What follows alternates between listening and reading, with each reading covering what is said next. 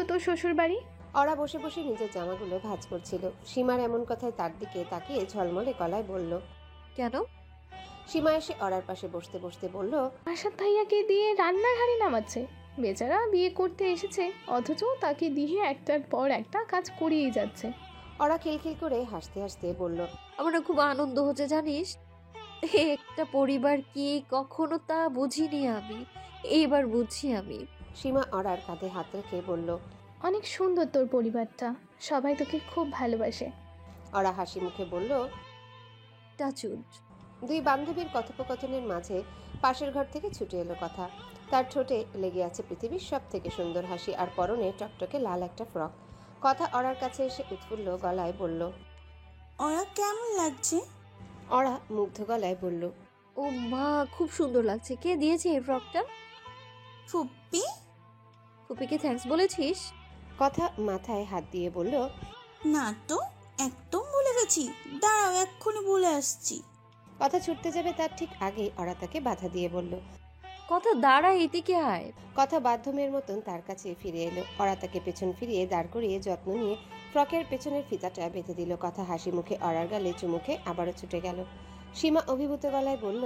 তোদের বন্ডিংটা সুন্দর কেন বলতো? খুব স্পেশাল তো, তাই সুন্দর। সীমা কৌতূহলী গলায় বলল। সবই ঠিক আছে, কিন্তু একটা ব্যাপার। কথা তোকে নাম ধরে ডাকে কেন? ওরা স্বাভাবিক গলায় বলল। তাছাড়া কি ডাকবে? মা জাতীয় কিছু। আমাকে মা ডাকবে কেন? ওর মা তো আছেই। সীমা অবাক গলায় বলল। তুই কি চাস না কথা তোকে মা ডাকো? ওরা সহজ ভঙ্গিতে বলল। আমার চাওয়া না চাওয়াতে কি আসে যায়? কথার মা আছে, আর এটাও সত্যি। তাকে তো আর সারা জীবন জেলে বন্দি করে রাখা যাবে না, কোনো না কোনো দিন তো বেরিয়ে আসবে। আশা তো বা কতদিন মেয়েকে মায়ের কাছ থেকে আলাদা করে রাখবে? সীমা ভ্রু কুঁচকে বলল। ওই বদমহিলা মাদক মামলায় আটকে গেছে। ড্রাগস মাফিয়াদের সঙ্গে পুলিশ ওর লিঙ্ক পেয়েছে। খুব সহজে ছেড়ে দেবে ভেবেছিস? তার উপরে কিডন্যাপিংয়ের মামলাটা তো আছেই। নওশিনের বের হতে হতে আর না হলেও 5-6 বছর। ততদিনে কত বড় হয়ে যাবে কথা। মায়ের কথা কি আর মনে থাকবে? মায়ের স্নেহে ভালোবাসা দিয়ে ওকে বড় করে তুলবি। ওরা প্রচ্ছন্ন এক হাসি হেসে বলল। সন্তান কখনো মাকে ভুলে যায় না সীমা। মায়ের স্নেহ ভালোবাসা দিয়ে ওকে বড় করে তুলবো ঠিকই, কিন্তু ওর মায়ের জায়গাটা নিতে পারবো না কখনো। আমি না হয় কথার বেস্ট ফ্রেন্ড হয়ে থাকলাম। সীমা দীর্ঘশ্বাস ফেলে বলল। বুঝি না বাবা তোকে। বুঝতে হবেও না। সীমা কিছু বলতে যাবে, ঠিক তখনই সেলিনা হকের ডাক কানে ভেসে এলো। সীমা, এদিকে আয় না মা। সীমা উঠে দাঁড়াতে দাঁড়াতে বলল। যাই, তোর শাশুড়ির ডাক পড়েছে। বাংলা ঘরে আপাতত কেউ নেই। ওরা একা, চাতক পাখির মতো ঠিক এই সুযোগটারই অপেক্ষায় ছিল আরশাদ। গত দুদিনে এক মুহূর্তের জন্য ওরাকে একা ছাড়েনি কেউ, তাই এই সুযোগটাও পায়নি আরশাদ। বাড়ির সকলে নিজেদের কাজে ব্যস্ত। সকল ব্যস্ত চোখগুলো ফাঁকি দিয়ে বাংলা ঘরের দিকে এগিয়ে চলে আরশাদ। 2 ঘন্টা ধরে প্র্যাকটিস করে করে ক্লান্ত দিশা। নাচের দলের লিডে কাল সেই থাকবে। দিশা আরশাদের একমাত্র খালার একমাত্র মেয়ে।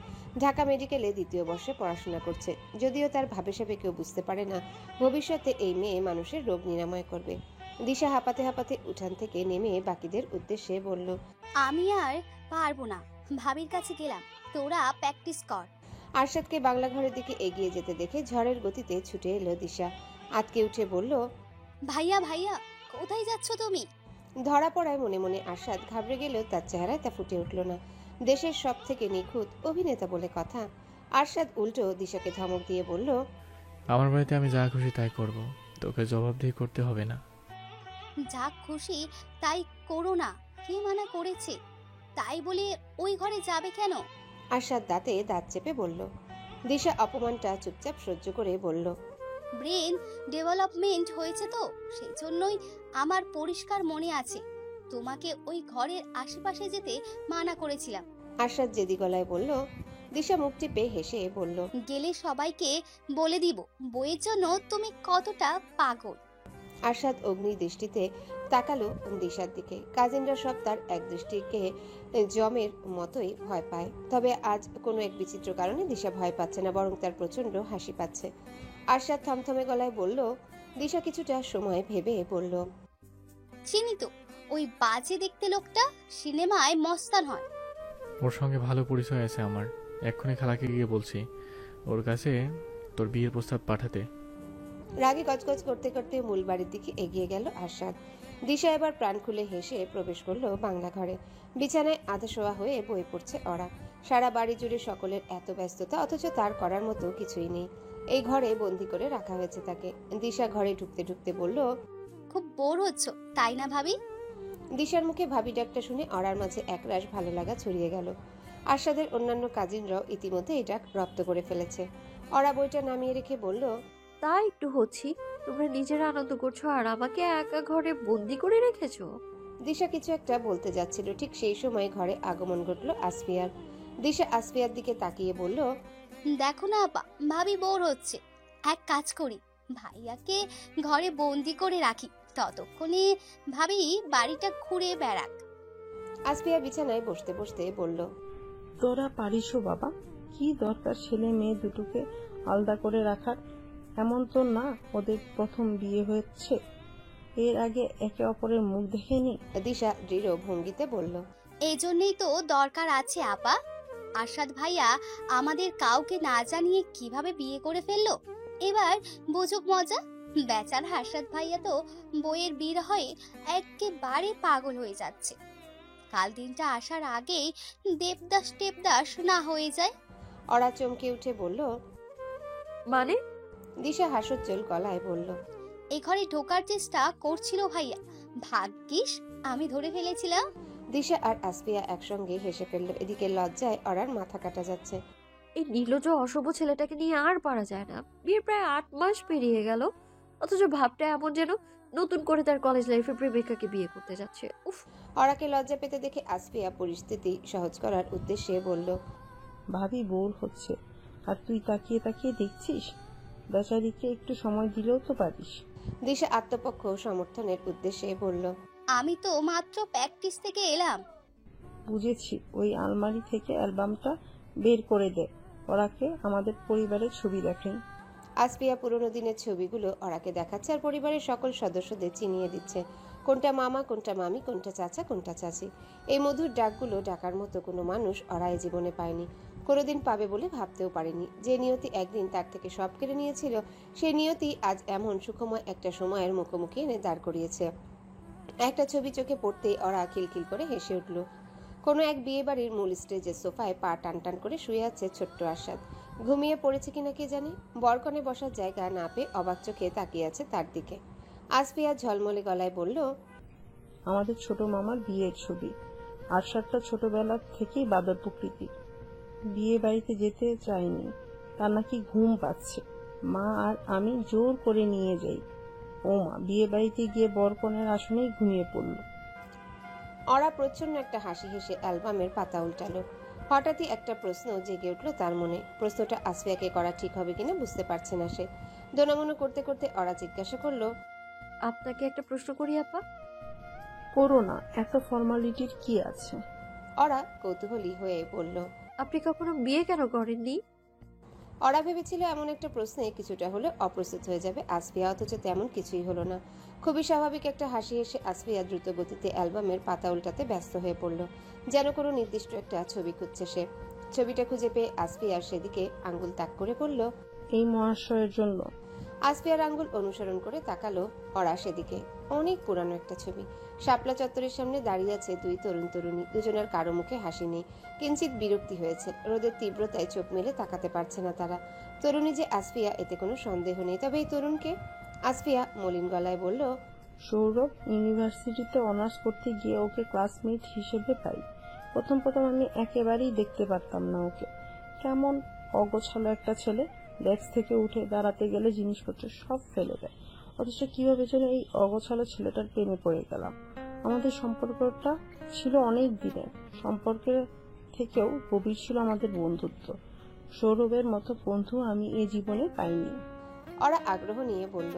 এখন কোথায় সে?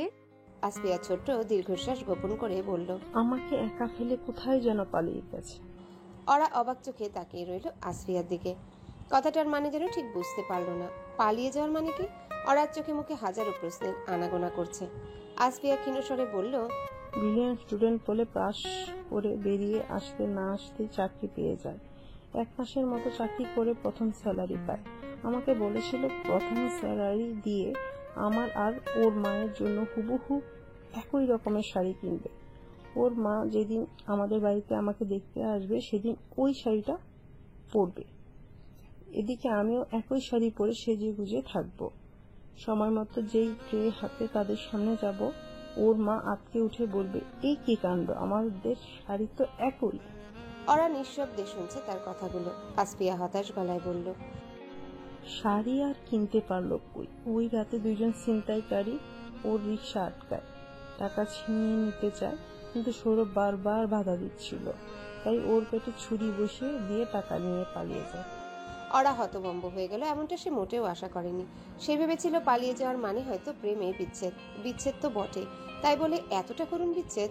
আসফিয়ার মতো প্রাণবন্ত একটা মানুষ ভেতরে ভেতরে এতটা কষ্ট নিয়ে বসবাস করছে। ওরা ব্যস্ত ভঙ্গিমায় বলল, I am so sorry. Asfia স্বাভাবিক গলায় বলল, আরে দূর, সরি বলার কি আছে? আমাকে কেউ সৌরভের কথা মনে করিয়ে দিলে আমি কষ্ট পাই না, বরং খুশি হই। ওরা শুকনো গলায় বলল, এতটা কষ্ট কিভাবে সহ্য করেছেন আপা? সহ্য করতে পারতাম না তো। ও পালিয়ে যাওয়ার পর কেমন পাগলের মতো হয়ে গিয়েছিলাম। ঠিক মতো খেতে পারতাম না, ঘুমাতে পারতাম না, দিন রাত চিৎকার করে কাঁদতাম। পরে একটা সময় নিজেই রিয়েলাইজড করলাম, সৌরভ কি কোনোদিন আমাকে এভাবে দেখতে চেয়েছিল? ও সব সময় বলতো, জানো, তোকে কাঁদলে ভূতের মতো লাগে, কখনো কাঁদবি না। ওর কথা মনে করে আবারও নিজের মধ্যে ফিরলাম। সৌরভ খুব বিয়ে পাগল ছিল, বুঝলে? কথায় কথায় বলতো, আমাদের বিয়ের দিন এটা করব, ওটা করব। সে মানুষটা এত আগ্রহ থাকা সত্ত্বেও বিয়ে করতে পারলো না। তাকে রেখে অন্য কাউকে আমি বিয়ে করি কি করে? নিজের অজান্তে ওরার চোখ বেয়ে জল গড়িয়ে পড়ল। আসফিয়া ওরার চোখে জল মুছে দিয়ে বলল, এই বোকামে, কাঁদছো কেন? আমাকে দেখো, আমি কাঁদছি? ওরা আদ্র গলায় বলল, আপনি অনেক স্ট্রং আপা। প্রিয়জনকে হারিয়ে কেউ কি কি করে বাঁচতে পারে? আসফিয়া ওরাকে জড়িয়ে ধরে বলল, স্ট্রং আমাকে সৌরভই বানিয়েছে।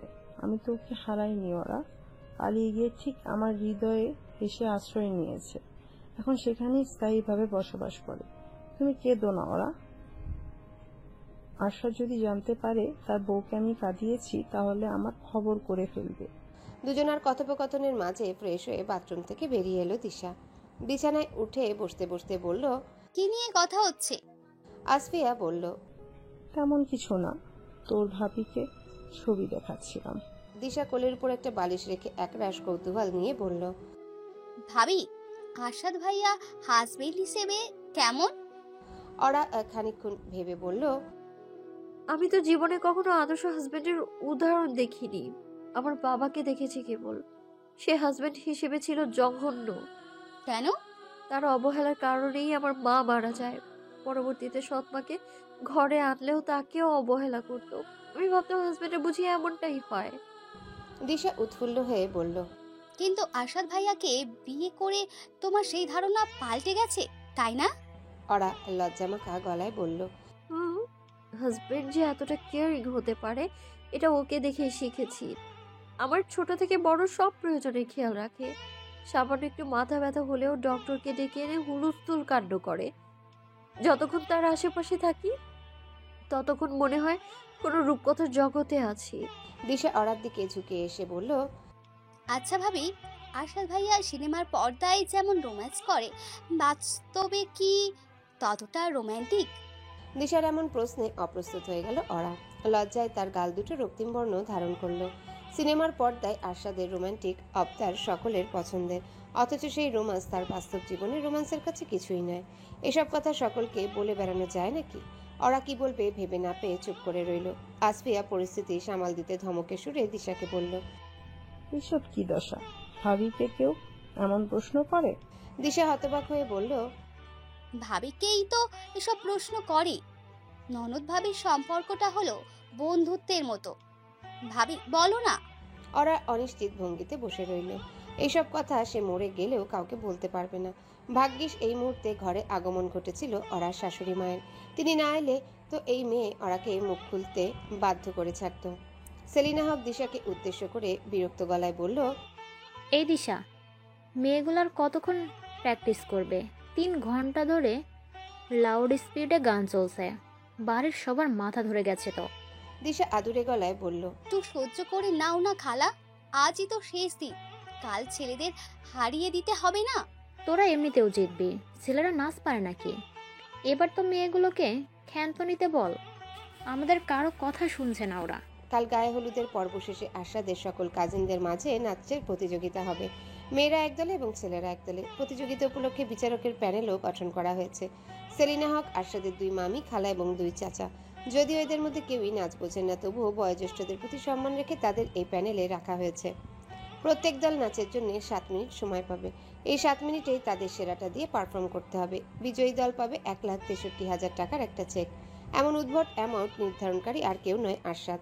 যেহেতু চেকটা দিচ্ছে সে, তাই অ্যামাউন্টও সে ঠিক করে রেখেছে। প্রথম দিকে যদিও সকলে বলেছিল হয় 1,60,000 না হয় 65 রাখতে, 63 আবার এমন হিসাব।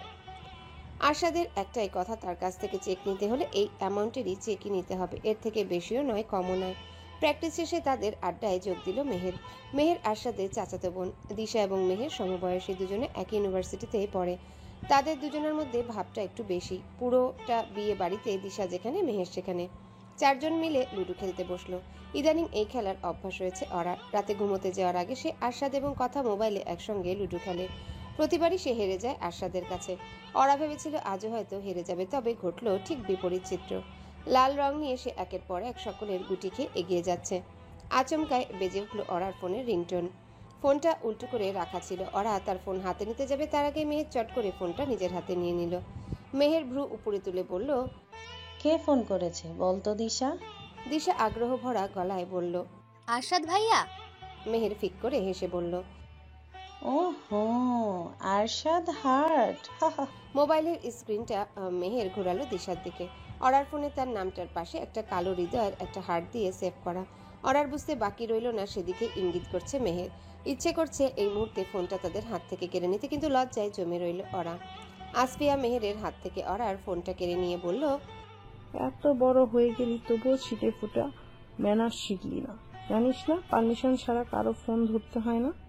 দিশা আপার ধমকে কর্ণপাত না করে চোখ চকচক করে বলল, আরশাদ ভাইয়া কি লেভেলের বউ পাগল দেখেছিস? দেখা করতে দিচ্ছি না বলে ফোন দিয়েছে। মেহের কিছু একটা চিন্তা করে বলল, ভাবি, কালকের আগে এই ফোন তুমি পাচ্ছ না, এটা এখন আমাদের দখলে। অরার বুকটা ধক করে উঠল। এরা ফোন নিয়ে গেলে তো সর্বনাশ। এমনিতেই 2 দিন ধরে অরার ধারের কাছেও ঘেঁষতে দিচ্ছে না তারা। আরশাদকে ফোনটা ছিল বলে রক্ষা। সকলের চোখের আড়ালে দুজনে ফোনে কথা বলতে পেরেছে। ফোন নিয়ে গেলে তো সেটাও বন্ধ। যদিও একটা রাতেরই ব্যাপার, তবু এই একটা রাত আরশাদের পাগলামি বাড়িয়ে দেওয়ার জন্য যথেষ্ট। আরশাদ যেমন মানুষ, ওরাকে ফোনে না পেয়ে শেষমেশ বিরক্ত হয়ে বলবে, আর বিয়ে করবো না। এবং শুধুমাত্র বলা পর্যন্তই ক্ষান্ত থাকবে না সে। সত্যি সত্যি ওরা আর কথাকে নিয়ে ঢাকার উদ্দেশ্যে রওনা হবে। ওরা অসহায় গলায় বলল, প্লিজ ফোনটা নিও না, একটু পরে আমার জরুরি একটা ফোন আসবে। মেহের সন্দেহজনিত গলায় বলল, কিসের জরুরি ফোন? ওরা তৎক্ষণাৎ বলল, অফিস থেকে। কে ফিল্মসের অফিসের কাজ মোটামুটি শেষ। আরশাদ যেভাবে চেয়েছিল ঠিক সেভাবে ভেতরের ঘরগুলো তৈরি করা হয়েছে। এখন শুধু ডেকোরেশনের কাজ চলছে। ওদিকে এই প্রোডাকশন হাউস লাইসেন্সও পেয়ে গেছে। আগামী মাসে তারা আনুষ্ঠানিক যাত্রা শুরু করবে। ওরা এই 2 মাসে অনেক কাজ শিখে গেছে, এখনো শিখছে। ওরার এই অজুহাতটা বিশ্বাসযোগ্য হলেও সংশয়ে গেল না মেহের। সে বলল, ভাইয়ের সাথে কথা বলবে না তো? একেবারেই না। ঠিক আছে, তোমাকে বিশ্বাস করে ফোনটা রাখলাম। কিন্তু ওরা কখনো কারো বিশ্বাস ভাঙতে চায় না, তবে এবার অনিচ্ছা সত্ত্বেও এ কাজ করতে হবে এক পাগলের পাগলামির হাত থেকে বাঁচার জন্যে। হ্যালো বন্ধুরা, পরবর্তী পার্ট খুব তাড়াতাড়ি আসবে, তো সবাই অপেক্ষায় থাকো। আর চ্যানেলটি যারা এখনো সাবস্ক্রাইব করোনি তারা পরবর্তী পার্ট দেখার জন্য চ্যানেলটি সাবস্ক্রাইব করে রেখো। ধন্যবাদ সবাইকে, আমাদের সাথেই থেকো।